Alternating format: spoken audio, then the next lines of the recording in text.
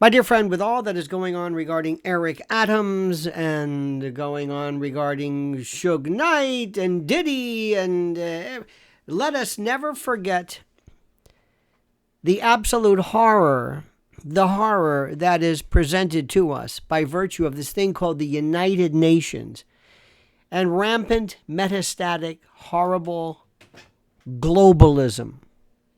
And this week, as UNGA, the United Nations General Assembly, meets, and those of us who live in Manhattan have to suffer through this horror, you must understand a few things here. Governments and dictators from around the world gather to further subvert and subjugate our beloved constitutional republic to this nonsense, these outlier, off-boarded cabals that seek to destroy our individual freedom, to expand and to metastasize their power around the world, that of the UN, and all of their subsidiary little globalist cabals.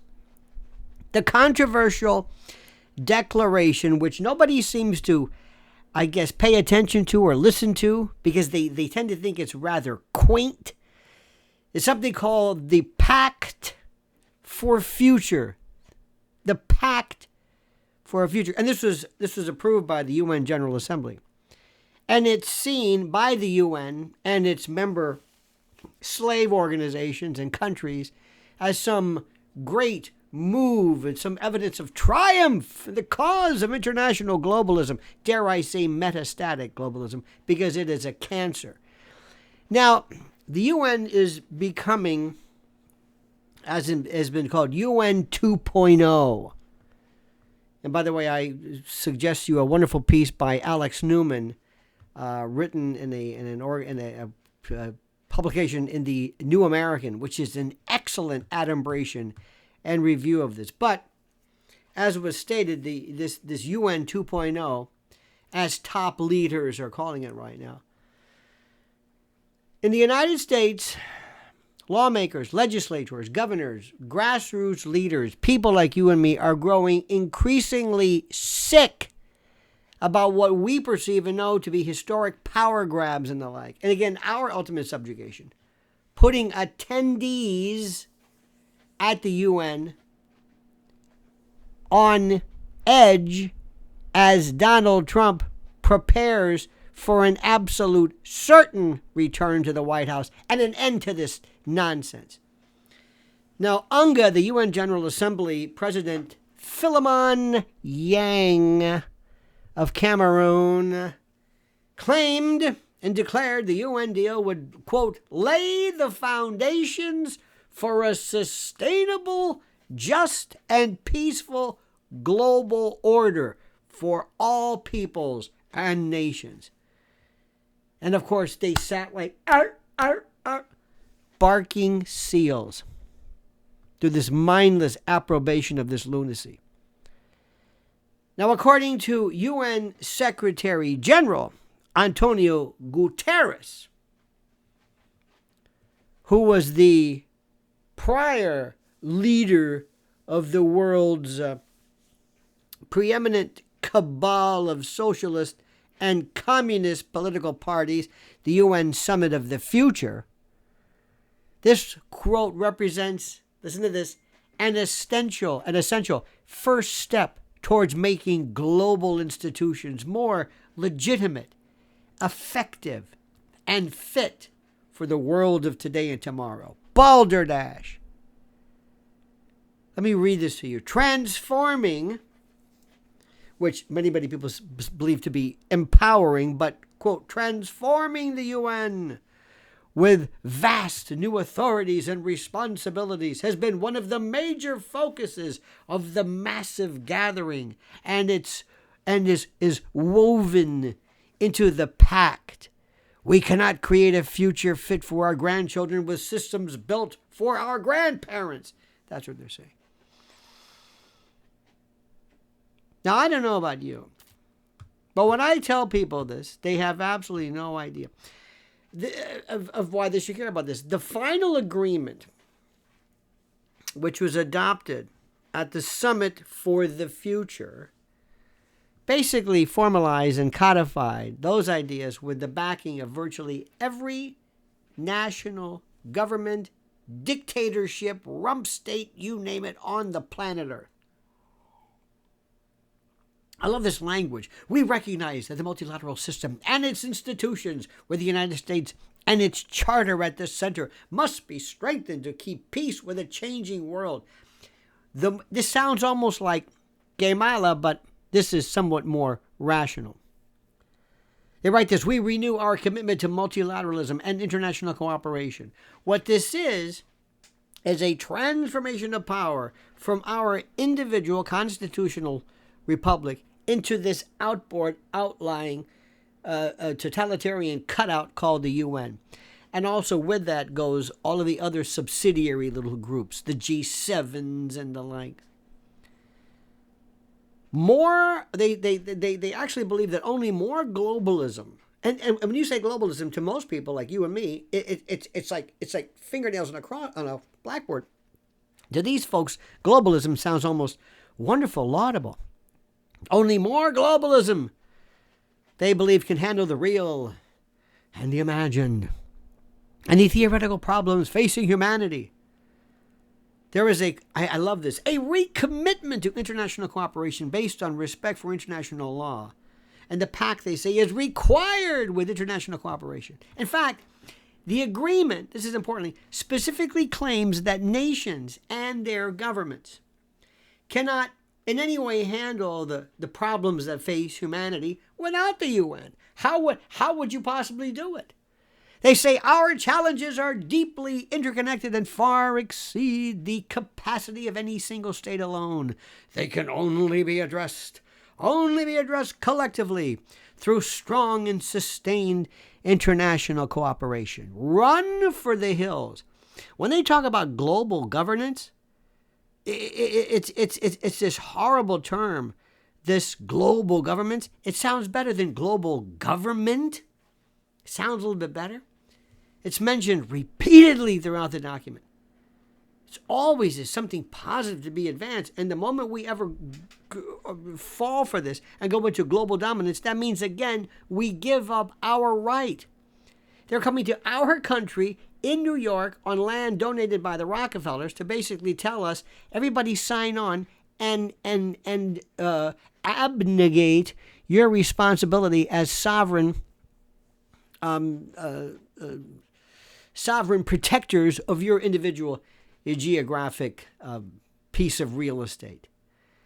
This is incredible. One of the institutions that received a shout out, this scream, is a would-be Supreme Court,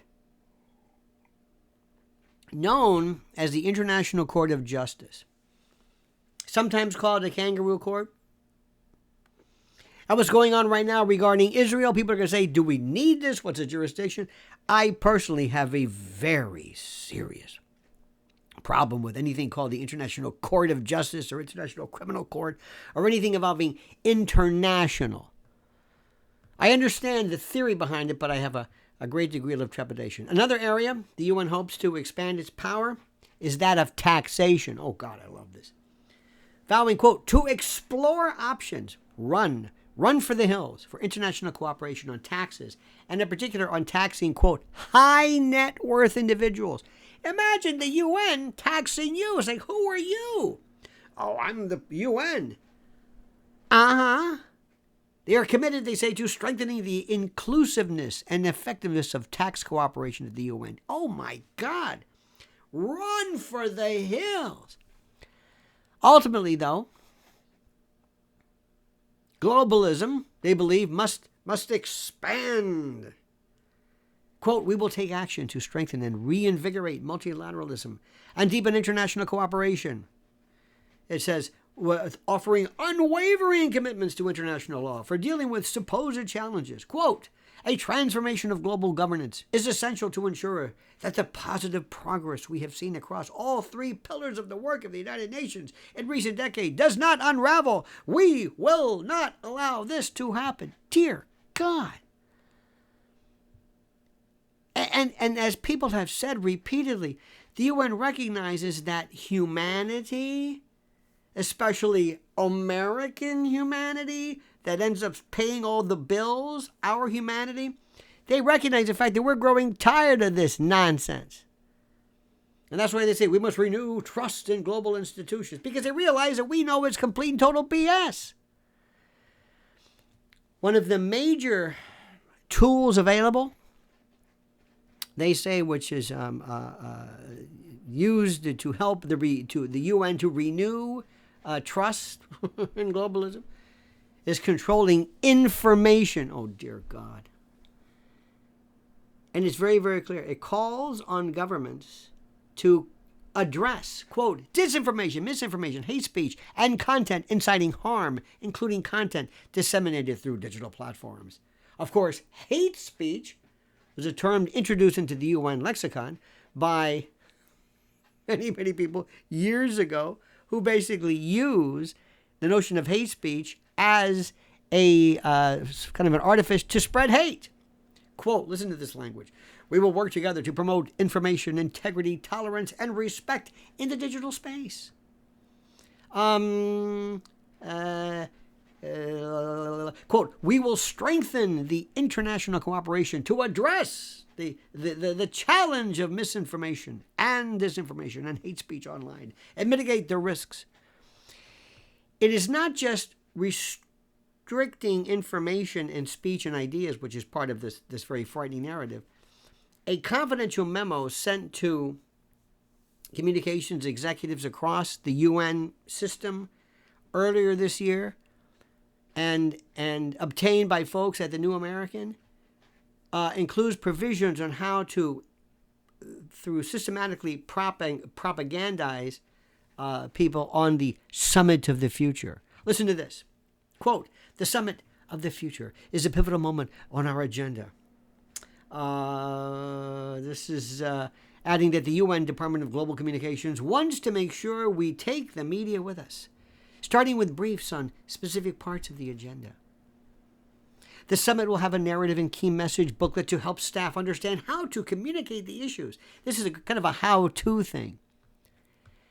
Ladies and gentlemen, I will provide to you provisions. I will provide to you.